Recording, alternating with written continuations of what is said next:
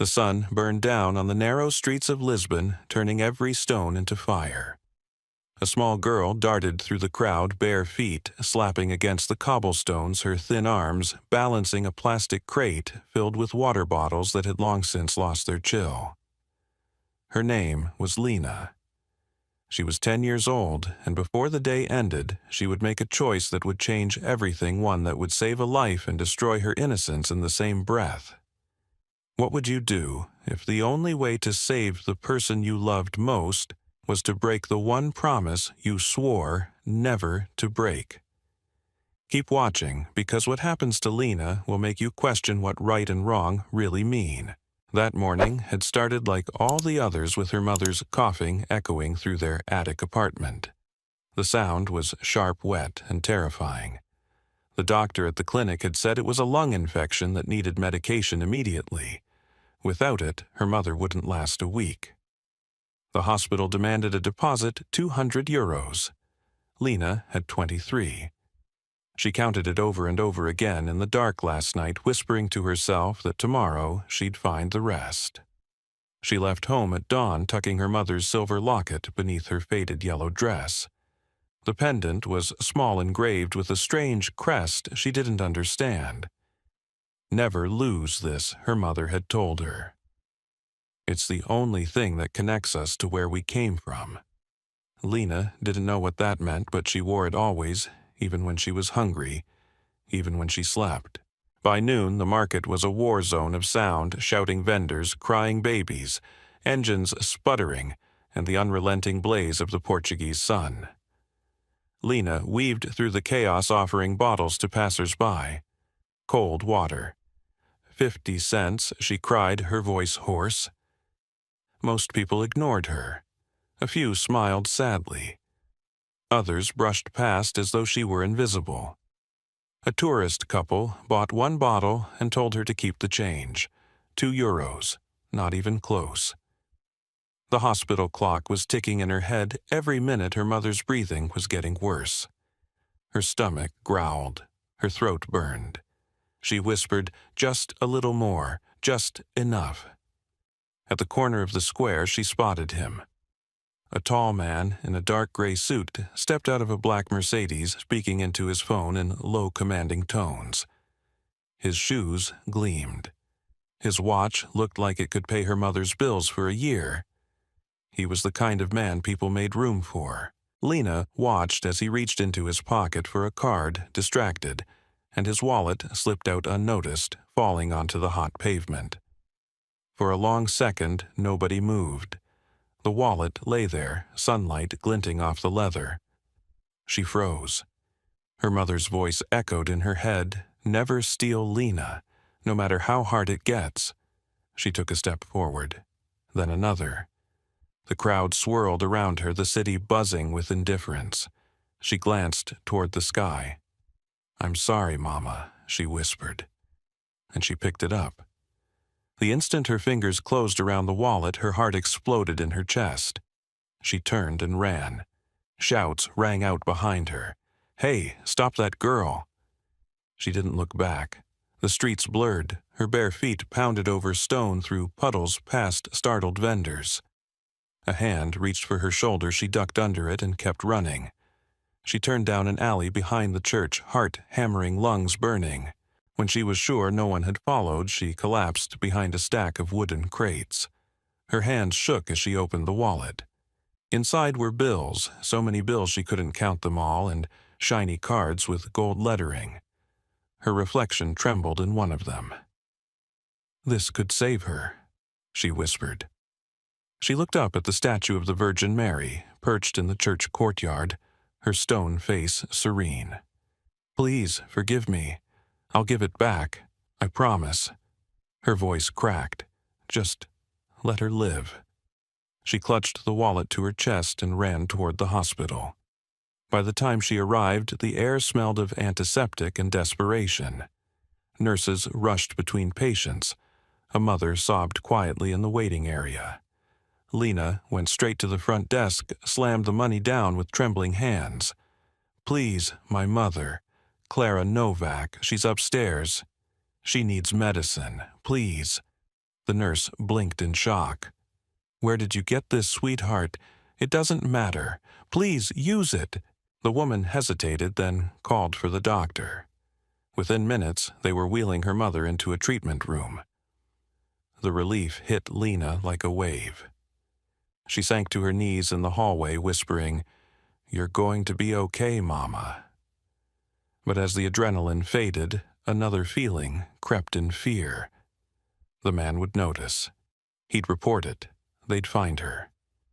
She thought about the wallet still in her pocket and the photo she'd glimpsed inside a younger woman smiling under a blooming cherry tree. Something about the woman's face had made her pause. It looked familiar. Too familiar. Outside, sirens wailed faintly in the distance. Lena pressed her back to the cold wall, clutching the locket at her throat. She didn't know it yet, but the man whose wallet she had just stolen, the one whose voice had thundered across the market, carried not only her mother's face in that photograph, but also her own blood in his veins. That was the day innocence broke. The day one desperate choice tied their fates together. And for Lena, there would be no going back. The sound of her own heartbeat was louder than the shouts behind her. Lena tore down the narrow streets of Lisbon, clutching the stolen wallet against her chest. Her bare feet slapped against the pavement, kicking up dust as she darted between startled pedestrians and honking cars. The world became a blur of noise, sunlight, and fear. Every breath scraped her throat raw. She didn't look back. If she did, she knew she'd stop, and stopping wasn't an option. The man's voice carried through the chaos, deep and commanding. "Stop that girl." She took my wallet. Vendors turned. Drivers leaned on their horns. Someone pointed down the alley where Lena disappeared. But she was small, fast, and desperate. The kind of desperate that doesn't think, only runs. She cut through the tangle of market stalls, through a cloud of pigeons bursting into flight, and slipped into a maze of side streets she knew better than anyone. The world behind her faded, until only the sound of her own breathing remained. She ducked into a narrow passageway between two buildings, and pressed her back against the wall, sliding down until she was crouched low, the wallet gripped tight in her trembling hands. Her chest heaved. Sweat ran into her eyes. For a long moment she just listened, waiting for footsteps, a voice, anything. Nothing came. The chase was over. When she opened the wallet again, her fingers shook. She'd never held so much money in her life. Hundreds of euros in neat, crisp bills. Cards gleamed under the dim light filtering through the alley. She didn't even understand what most of them were. There was also a passport, an ID, and something else, a photo. She hesitated, then slid it out. It was a picture of a young woman standing beneath a canopy of pink blossoms, smiling. There was something soft about her face, familiar in a way that made Lena's stomach twist. She turned the photo over, hoping for a name, but there was only a faded ink smudge.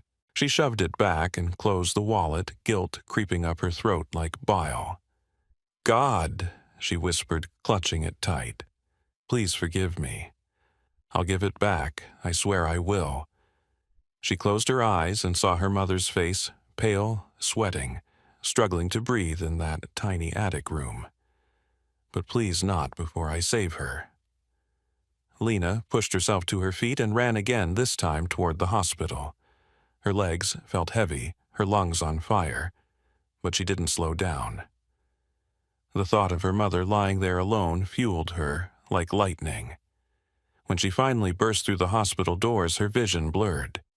She went straight to the reception desk, her voice trembling as she laid the money down. "Please, my mother, Clara Novak. She's sick. She needs medicine. Please take it." The nurse blinked in shock, glancing from the stack of bills to the girl's dirt-streaked face. "Where did you get this? Please." Lena pleaded. "It doesn't matter. Just save her." Something in her voice, raw, pleading, more adult than a child's voice should ever be made. The nurse hesitated only a moment before nodding. "Wait here."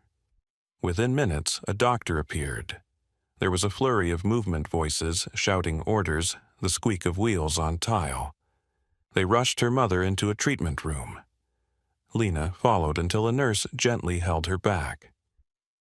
"You can't go in yet, sweetheart," the woman said softly.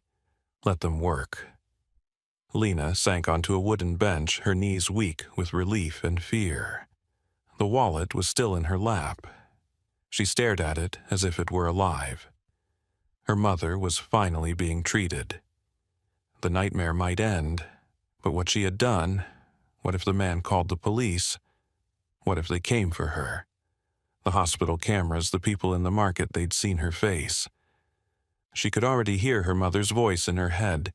You don't fix pain by creating another. But wasn't a life worth this one sin? Across the city, in an office that overlooked the harbor, Alexander Holt leaned back in his leather chair, his jaw tight. How could this even happen? His assistant shifted uneasily. "Sir, you dropped it near the Central Market." "We checked the footage. A little girl picked it up and ran." Alexander frowned. "A little girl?" The assistant nodded. "About 10 years old, blonde hair, wearing a yellow dress. Locals say she's always there selling water, lives near the river." Alexander turned to the window, his reflection cold and unreadable. "Find her," he said quietly. Back at the hospital, the doctors worked for hours. Lena waited on that same bench, her eyes never leaving the double doors at the end of the hall. When a nurse finally emerged, wiping sweat from her brow, Lena jumped to her feet. "Your mother's stable," she said. "The medicine's working. You got here just in time." Lena's breath caught. Her knees nearly buckled with relief. "Can I see her?" The nurse nodded. For a few minutes. Inside, her mother lay beneath white sheets, a thin line of life that flickered but hadn't gone out. Lena took her hand gently. "Mama," she whispered, tears spilling down her cheeks. "They gave you the medicine. You're going to be okay." Clara's eyelids fluttered and her fingers twitched weakly around her daughter's hand. "You're my brave girl," she murmured. "My little fighter." Lena smiled through her tears, pressing her mother's hand to her lips. But deep inside, fear still coiled tight. She had crossed a line she could never uncross. The next morning, the city woke under a gray sky. Lena returned to the market early, pretending to sell water again, though she barely had the strength to lift her crate. She needed to act normal. But as she walked past a cafe, a newspaper on the counter caught her eye. Her heart dropped. Across the front page, philanthropist Alexander Holt reports, "Theft, it's not about the money." There was a photo of him standing by the police station, and beneath it a line that made her blood run cold. Authorities believe the thief may be a child. Her pulse thundered in her ears. The world around her tilted. It wasn't just a wallet anymore. It was a man with power money and the city on his side. He could find her, destroy her, undo everything she'd done for her mother. She thought of the hospital bills, of the medicine already dripping into her mother's veins, of how quickly it could all disappear if they found out where the money came from. She felt trapped between salvation and damnation, both of her own making. By midday, she found herself back at the small chapel behind the hospital where she'd hidden the wallet before. She knelt in front of the altar, hands trembling. "Please tell me what to do," she whispered. "If I give it back, they'll take Mama's medicine. If I keep it, I'm a thief." Her voice cracked. "I just wanted her to live." She sat there for a long time, staring at the crucifix until the shadows stretched long across the floor. Somewhere in the distance, church bells rang for evening mass. She didn't know that, at that same hour, Alexander Holt was standing in the same hospital corridor holding a printed list of patients that had been paid with cash. His gaze landed on one name, Clara Novak, and something inside him stilled. The fire that had begun with her desperate choice was spreading fast, and neither of them knew that the heat of it would soon consume both their lives. The morning light filtered weakly through the thin hospital curtains. The world outside went on as usual. Buses roared past, vendors shouted by the river. But inside the small room, everything was quiet, except for the soft, steady rhythm of Clara Novak's breathing. Lena sat in the hard wooden chair beside the bed, her head resting on her mother's thin arm. For the first time in days, her mother was sleeping peacefully. The color had begun to return to her cheeks. The medicine was working. Lena should have felt relief, but all she could feel was the weight of the wallet in her lap, the wallet that wasn't hers. She turned it over slowly, her fingers brushing the worn leather, and when she opened it again, her eyes fell on the photograph tucked behind the ID. She stared at it for a long time. A young woman beneath a canopy of cherry blossoms, smiling toward someone behind the camera. The light hit her face just right. The same slope of the nose, the same eyes, the same faint smile that lived on Clara's face when she was happy. It couldn't be coincidence. She turned the photo over, hoping for a name, but there was nothing except a faint ink mark. Then her gaze landed on the business card tucked into the next pocket. Alexander Holt International Group, Canary Wharf, London. The card shimmered faintly in the dim light. In the corner, embossed in silver, was a small family crest, 2 interlocking branches tied together by a ribbon. Her heart began to pound. She reached for the locket at her neck and held it up. The same crest was carved into the back of it. Identical. For a long moment she just sat there, the sound of her mother's breathing filling the silence. The world seemed to tilt slightly. The locket had been her mother's most sacred object. Clara had told her never to lose it, that it was the only thing that connected them to where they came from. Lena never understood what that meant until now. Her fingers tightened around the pendant. Who was this man? The billionaire she had stolen from was somehow connected to her mother. The thought sent a shiver through her. She looked at her mother again, the lines of exhaustion etched deep into her face, the rise and fall of her chest under the thin blanket. Clara needed rest, not more questions, so Lena made a decision. She would return the wallet herself. She would find this man, and she would ask him what that photograph meant. She left a note for her mother on the bedside table. "I'm going to fix what I broke. Don't worry, I'll come back soon." Then she slipped out of the hospital, clutching the wallet under her arm. The air outside smelled of rain and car exhaust. Clouds hung heavy over Lisbon, threatening to burst. She walked quickly through the narrow streets, reading the business card again and again, as if it might tell her more. Holt International had an office listed near the river. It wasn't far. Her heart raced with every step. The building was all glass and marble, too clean, too cold, too bright. People in suits passed her without a glance. Lena hesitated by the revolving doors before stepping inside. The marble floor gleamed beneath her dusty shoes. A woman at the reception desk looked up, startled by the sight of a small girl in a wrinkled yellow dress clutching a leather wallet. "Can I help you?" the woman asked. Lena nodded. "I need to see Mr. Holt, please." The receptionist frowned. "Do you have an appointment?" "No," Lena said quietly, "but I have something that belongs to him." She lifted the wallet with both hands.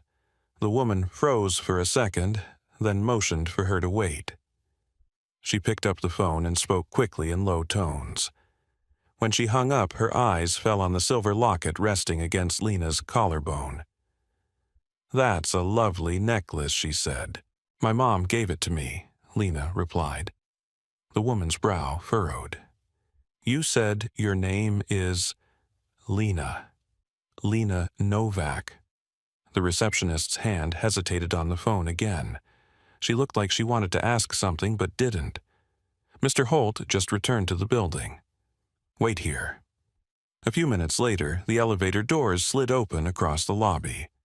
A tall man stepped out, the same man Lena had seen in the market days ago, the man whose wallet she'd stolen, the one who had chased her through the streets. He was dressed in another sharp suit, his expression distant, composed, until he saw her.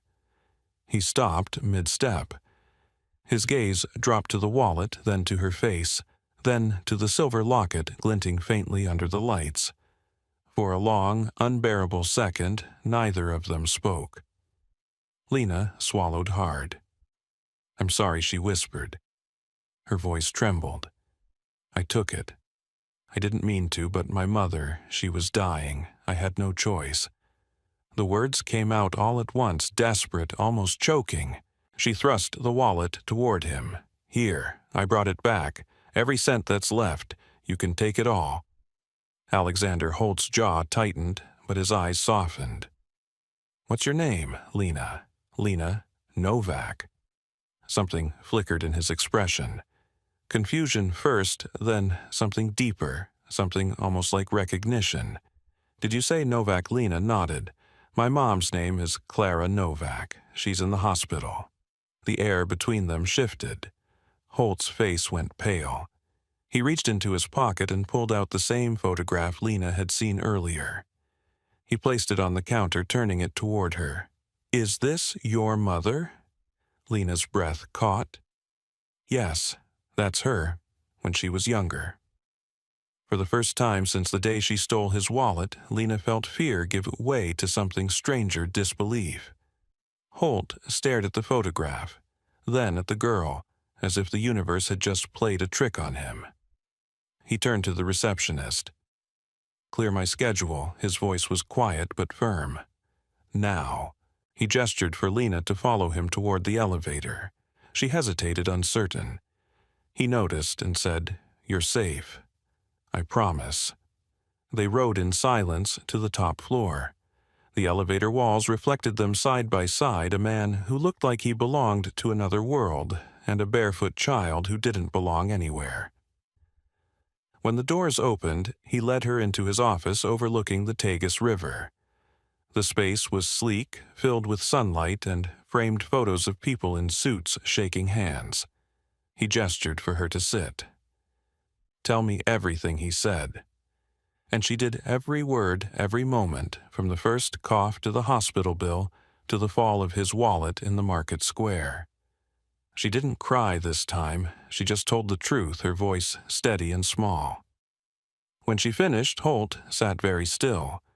Then he leaned back and looked at her with eyes that seemed to see through time. "Your mother," he said quietly, "used to work for one of my partners in Madrid. Years ago, she was the kindest woman I ever met." His gaze drifted toward the window, his reflection faint in the glass. "I cared for her once, but I wasn't honest with her. I was married then." Lena stared frozen. The words hung in the air like heavy smoke. Holt's voice softened. "I never saw her again after that. I looked for her. I swear I did. And then years later." He gestured helplessly at the wallet. "That photograph stayed with me because I couldn't forget her." Lena's heart pounded so loudly she thought he could hear it. She gripped the locket at her throat. She said, "My father died before I was born."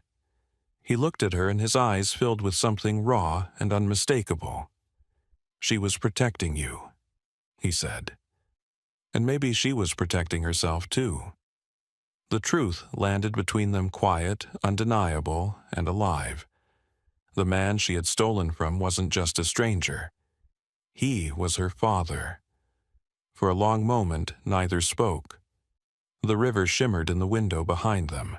Lena pressed the locket to her heart and whispered almost to herself, "Mama said this would lead me back home someday." Holt nodded slowly, his voice barely a breath. And it just did. The drive back to the hospital felt endless. Neither of them spoke. The rain had started a soft mist that blurred the city lights as the car wound through Lisbon's narrow streets. Lena sat stiffly beside Alexander Holt, clutching the locket at her throat, her mind spinning. The truth echoed over and over. He's my father. The words didn't make sense yet. They didn't fit inside her. She could still see her mother's pale face, still hear her voice saying, "Never steal, no matter how hard it gets." And now, everything that had come after that promise led her here, sitting next to the man she had stolen from the man her mother had once loved, the man she had never known. Alexander's hands rested on his knees, his posture still, but his jaw was tight. His world built on control, precision, and reputation had shifted under him. He wasn't thinking about his company, his meetings, or his wealth. He was thinking about a woman he had lost years ago, a woman who had chosen silence over destruction. He had always believed the past was behind him. Now that past had a name and a face, Lena and she was sitting beside him, her small frame shaking with quiet determination. When they arrived, the hospital corridors were half lit and hushed. Nurses moved like shadows between rooms.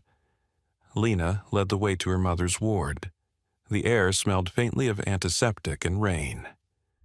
When they stepped inside, Clara Novak turned her head slowly from the pillow. Her eyes widened. For a moment, disbelief froze her face. Then her breath caught not from illness, but from recognition. "You," she whispered.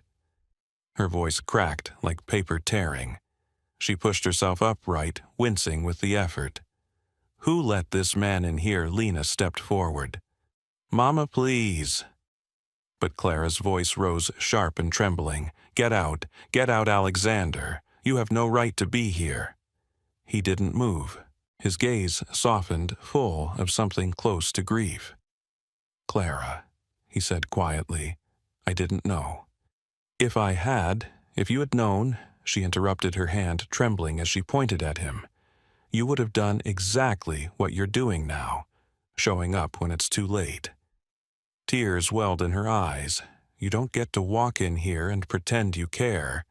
Not after the way you left." Lena stood frozen between them, her heart pounding.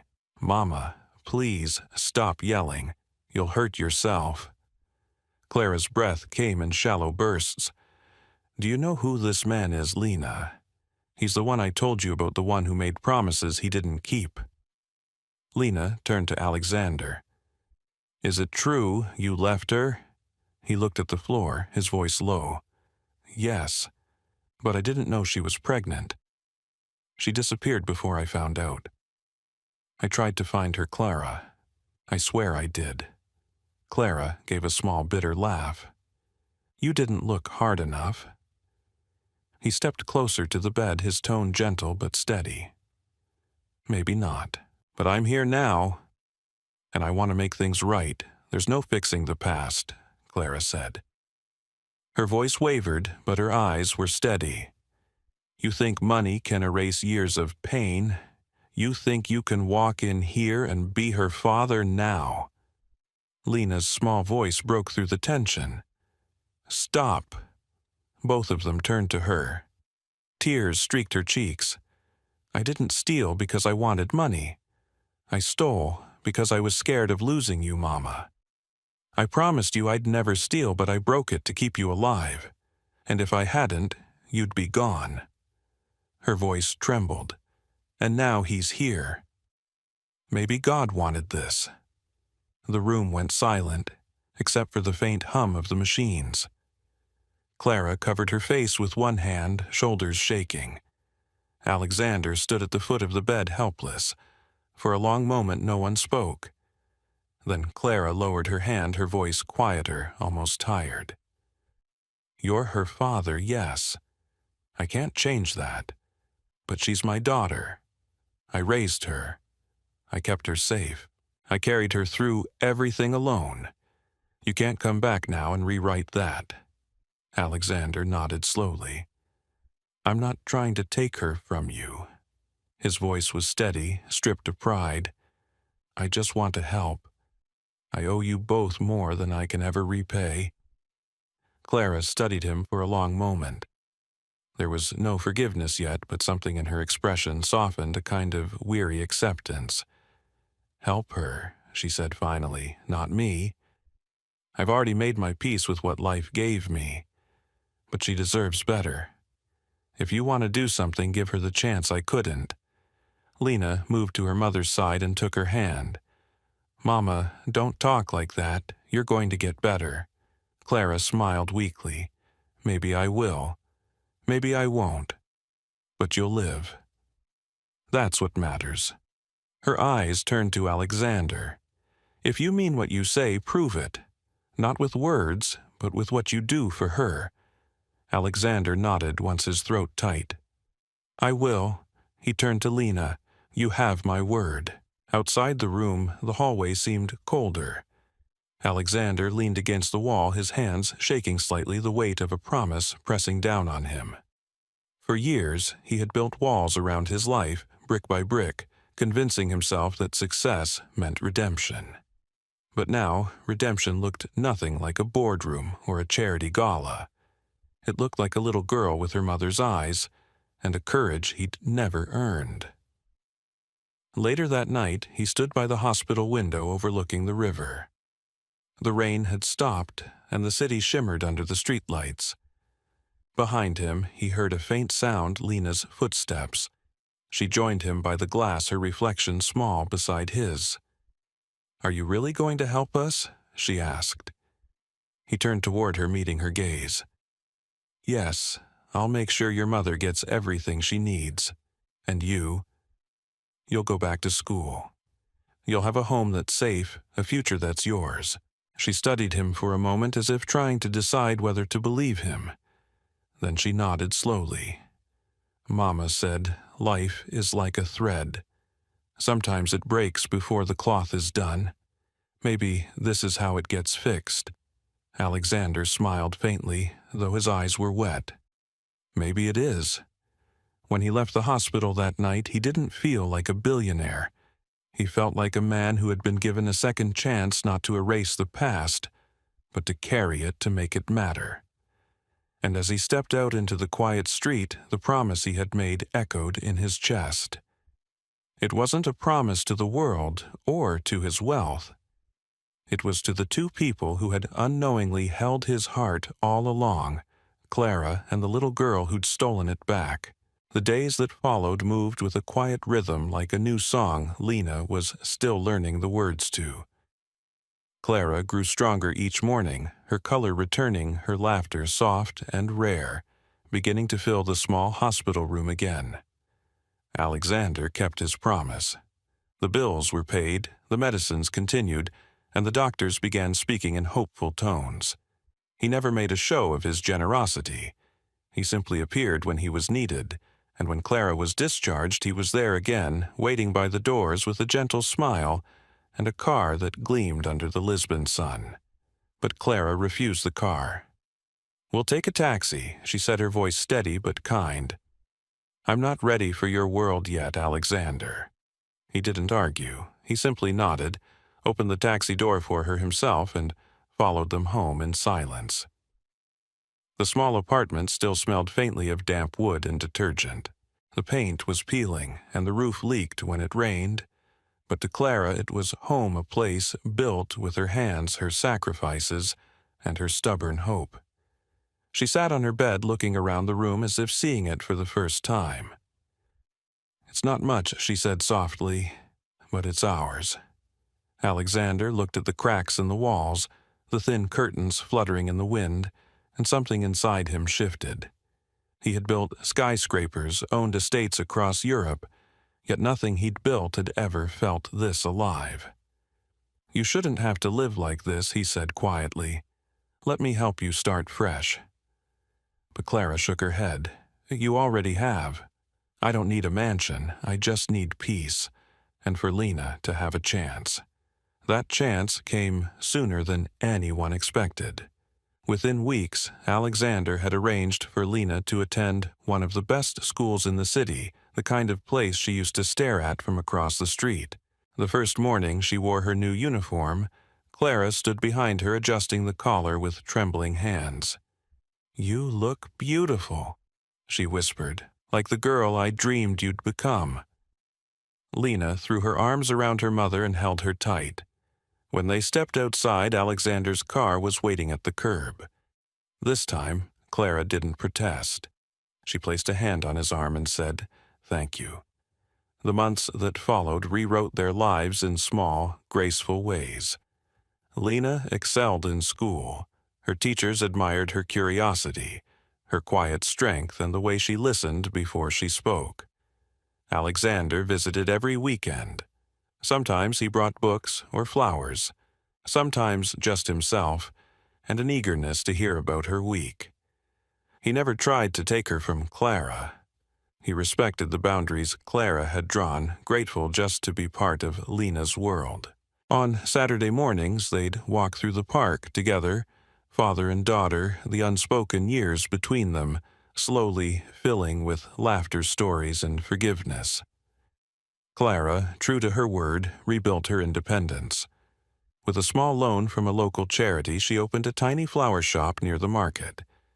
The air inside smelled of soil and lavender, and sunlight spilled through the window onto the rows of potted blooms. She named it Petal and Thread. When Alexander came by for the first time, he smiled at the sign. "That's perfect," he said. "Why that name?" Clara looked up from arranging tulips and said, "Because some threads never break. They just wait to be woven back together." One evening, as the city lights began to flicker across the river, Lena stood in front of her school's auditorium. It was her first recital, a speech competition she had practiced for weeks. In the audience sat Clara, her hands clasped tightly in her lap, and Alexander beside her, his eyes proud and glistening. When Lena stepped up to the microphone, she didn't read from the paper she'd written. She spoke from her heart. "My mother once told me, life is like a thread she began. Sometimes it breaks before the cloth is done. But sometimes, if you're lucky, it finds its way back together again. I used to think I had to carry everything alone. But now I know that love, real love, never disappears. It waits, it forgives, it begins again." The room erupted in applause, but Lena looked only at her mother and her father. Clara was crying, smiling through her tears, and Alexander's hand rested gently over his heart. In that moment, all the pain, the loss, the years of silence, they didn't vanish, but they no longer held the power they once did. The broken thread had been mended. That night, the three of them walked home under the Lisbon sky stars flickering above the rooftops. Clara took Lena's hand, and on Lena's other side, Alexander matched her stride. They didn't speak. They didn't need to. The past had already said enough. What remained was quiet, simple, and unshakable, the kind of peace that comes only after the storm. The city breathed around them, alive and forgiving. And somewhere deep inside, Lena knew the truth: she hadn't just saved her mother's life. She had saved them all. In the end, Lena's story was never just about a little girl stealing a wallet. It was about love in its purest, most desperate form, the kind that drives a child to face fear, to break a promise, and still find redemption through courage. What began as an act of survival became a bridge between two broken lives, a daughter fighting for her mother, and a man rediscovering his humanity through the child he never knew he had. From the crowded streets of Lisbon to the quiet rooms of a hospital, this story traced the fragile threads that tie us together: forgiveness, faith, and the stubborn hope that even when life unravels, it can be mended again. Lena's journey reminds us that doing the right thing isn't always clean or easy. Sometimes love demands risk. Sometimes redemption comes disguised as loss. It teaches us that no matter how far we drift from each other, compassion can still find its way home. In our own lives, we can carry that truth to forgive when it's hardest to act with empathy, and to believe that one brave choice can change everything. If this story touched your heart, take a moment to reflect on someone who deserves your forgiveness, your call, or your second chance.